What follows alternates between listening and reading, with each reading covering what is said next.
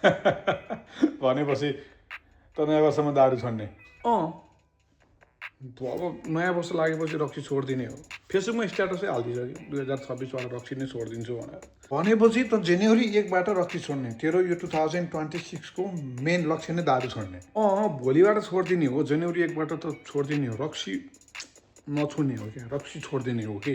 भनेपछि त आज न्यु इयरको 1को दिन त हामीसँग ग्रुपमा बाहिर जाँदैनस् रक्सी पिउनको लागि, रमाइलो गर्नको लागि। 2025लाई एकदम ह्याप्पिली बाई बाई भन्नको लागि त घरमै बस्छस्, दाल पकाउँछस्, भात पकाउँछस्, दाल र भात खान्छस्, फेन्टाको जुस पिएर बस्छस् होइन। भनेपछि त आज हामीसँग नाइट आउट जाँदैनस्। ल मैले कहिले भने क्या न्यु इयर इभमा चाहिँ म जाँदिनँ बाहिर, तिमीहरूसँग जाँदिनँ भनेर। आज त खाने हो, दबाएर खाने हो। यहाँसम्म आउने गरेर खाने हो क्या। भोलिबाट छोड्ने हो क्या। आज त खानु पऱ्यो नि। आज न्यु इयर इभ भयो यार, लाइफको अन्तिमचोटि दबाएर खाइदिने हो।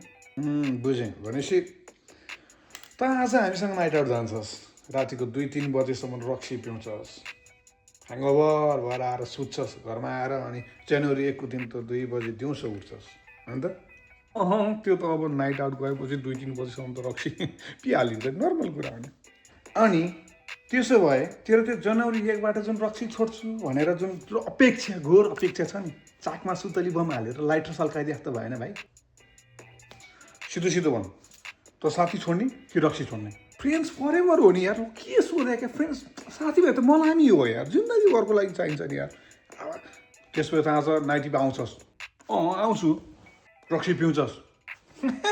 खान्छु। यो हो नि त सच्चा साथी भनेको। यार न्यु इयरको इभको दिन 2 त भइसकेछ यार, बेलुका गएर रक्सी नै पिउने त नि। एक प्याक सुरु गर। यार बज्नु त बज्यो यार, काम पनि छैन।